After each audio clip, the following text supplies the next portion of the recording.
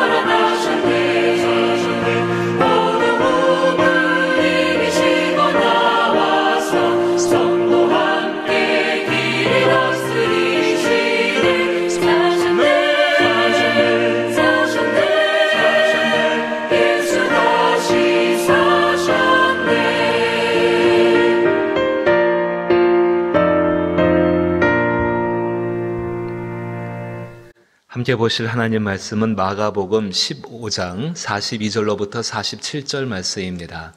마가복음 15장 42절로부터 47절, 신약성경 84면에 해당하고 예수께서 십자가에서 죽임을 당하신 연후에 무덤에 몸이 있는 그 장면입니다. 찾으시고 같이 말씀을 읽지요. 제가 먼저 함께 말씀을 읽습니다. 이날은 준비일 곧 안식일 전날이므로 저물었을 때에 아리마대 사람 요셉이 와서 당돌이 빌라도에게 들어가 예수의 시체를 달라 하니 이 사람은 존경받는 공회원이요 하나님의 나라를 기다리는 자라.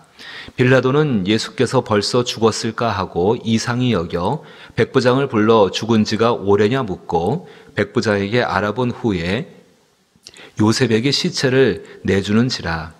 요셉이 세마포를 싸서 예수를 내려다가 그것으로 싸서 바위 속에 판 무덤에 넣어두고 그 돌을 굴려 무덤문을 무덤 문에 놓음에 막달라 마리아와 요새의 어머니 마리아가 예수 둔 곳을 보더라. 아멘. 하나님의 아들 예수께서 십자가에서 죽임을 당하신 연후에 사람의 손에 의해서 장사가 치러지고 주의 몸이 무덤에 놓인 것을 하나님의 성경을 통해서 보게 되어집니다. 자비로우신 아버지 하나님, 이 모습이 우리의 모습이어야 할 것인데 그리스도 예수로 말미암아 정령이 주께서 당하신 그 고난으로 말미암아 우리가 여기에서 벗어나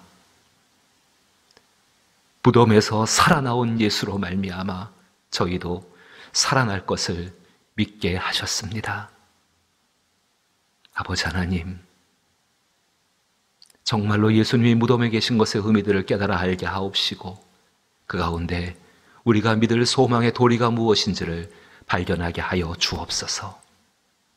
예수님 이름으로 기도하옵나이다. 아멘. 예수님의 몸이 무덤에 있는 그 장면입니다. 십자가에서 죽임을 당하셨지요. 그리고 사람들의 손에 의해서 장사가 치러지게 되어지고 무덤 속에 예수님의 몸을 놓고 그것을 성경이 우리 가운데 말씀을 해주고 있습니다. 성령께서 사복음서의 기자 마태, 마가, 누가, 요한 이 네 명의 기자를 통해서 공통적으로 이 사항들은 똑같이 기록을 하고 있습니다.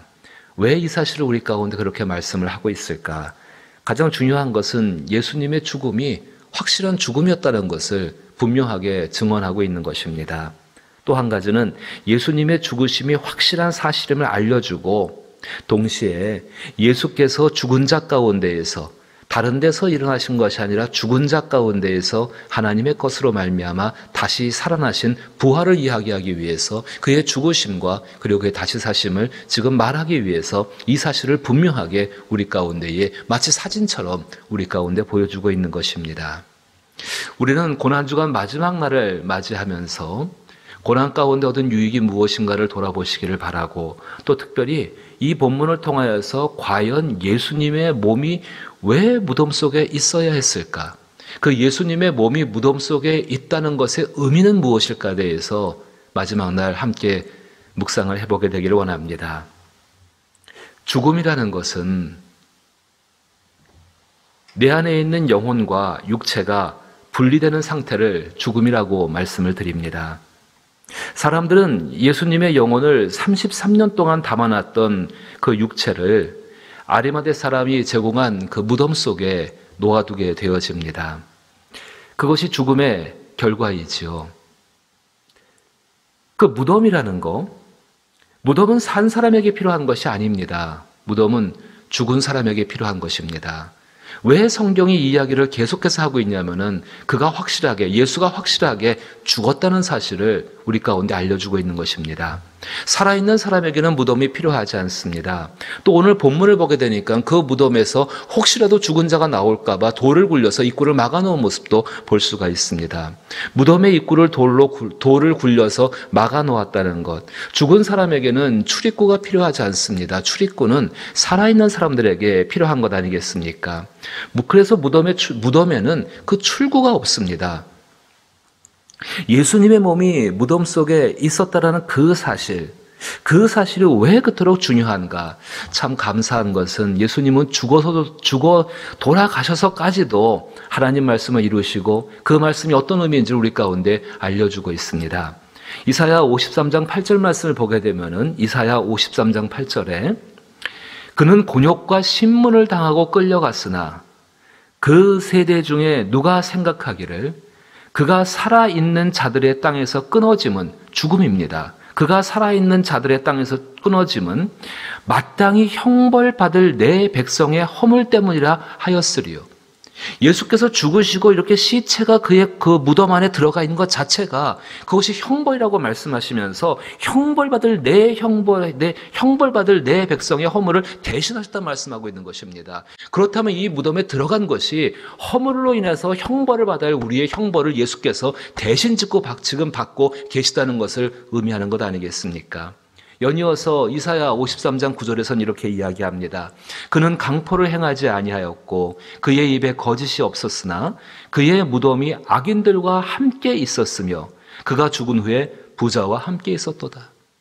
아리마대 사람은 오늘 본문에서도 말하는 것처럼 공회원이고 그리고 사람들에게 존경을 받는 사람이고 당대의 큰 부자였다고 합니다. 하나님 말씀이 정확하게 이루어지고 있는 모습을 보여주고 있습니다. 무덤에 누우셨다는 사실, 그것이 하나님 말씀을 증명하기 위한 것이 한 것 첫 번째 의미이고 또 다른 한 가지의 의미는 하나님께서는 하나님의 백성을 대표하는 예수, 그 예수 아들의 몸을 무덤에 누이심으로 말미암아 하나님 백성들에 대한 그 백성들의 죄에 대한 모든 형벌이 끝났음을 온 세상 가운데에 보여주고 있는 것입니다. 이런 의미입니다. 예수님은 하나님 백성을 대표하시는 분이십니다. 그 백성들의 죄를 대신해서 예수님이 죽으셨습니다. 분명히 그것은 형벌입니다. 그 형벌은 살아있는 동안, 땅에서 살아 계시는 동안이었습니다. 이제 그 형벌이 끝났음을 당신의 몸이 무덤 속에 들어가 있는 것을 통하여서 선포를 하고 있는 것이지요. 죄의 권세가 요구했던 형벌이 있습니다. 그 형벌은 사망입니다. 옛날 아담이 죄를 지었을 때에 정말로 악한 존재들은 원수인 사탄과 마귀는 그리고 죄와 악은 분명히 하나님이 지으신 그 사랑스러운 아담에게 사형을 내릴 것을, 죽일 것을 요구했습니다. 하나님 말씀이 그러했으니까는요, 이 선악과 나무를 따먹는 자 정말 그 사람 생명을 빼앗길 것이라 하나님이 말씀하시지 않았습니까? 그 요구에 대해서 십자가를 통해서 완전한 형집행이 이루어졌고 그 완전한 형집행 다음에 더 이상 그 악한 사탄과 원수들 그리고 죄의 권세, 악의 권세가 더 이상 하나님께 대하여서 하나님 백성들에 대해서 형벌을 요구할 권리가 없음을 우리 하나님께서 지금 예수님의 몸을 통해서 우리 가운데 말씀하고 계시는 것입니다. 죽음이라는 것은 육체와 영혼의 분리와 동시에 하나님이 지으신 이 세계, 보통 금생이라 그러지요. 이 세계와의 완전한 단절을 의미합니다. 옛날 아담은 그 죄로 인한 형벌을 어떻게 받았는가? 에덴이라는 동산, 그 에덴이라는 장소에서 분리되는 것으로서 형벌을 받게 되어집니다. 그런데 예수님, 정말로 하나님 백성을 대표하는 그 예수님은 두 번째 아담이라 불리는 그 예수님의 몸은 하나님께서 지으신 이 세계와 완전히 분리함으로 말미암아서 죄의 대가를 다 치르신 것입니다. 죽으신 예수님의 몸에는 공기도 필요 없지요. 햇볕도 필요 없지요. 따뜻한 봄바람도 필요 없지요. 아무것도 필요가 없습니다. 남겨진 것은 썩어져서 그냥 흙으로 돌아가는 일, 그거 외에는 없을 것입니다. 이 세상에서 누렸던 것과 아무런 관계도 없게 되어지고 아무 필요도 없게 되어지는 것, 바로 그것이 죽음의 권세입니다. 사망의 권세를 가지고 사탄과 악한 원수들은, 그 죄들은, 특별히 악들은 우리 가운데 요구하는 것이 있습니다.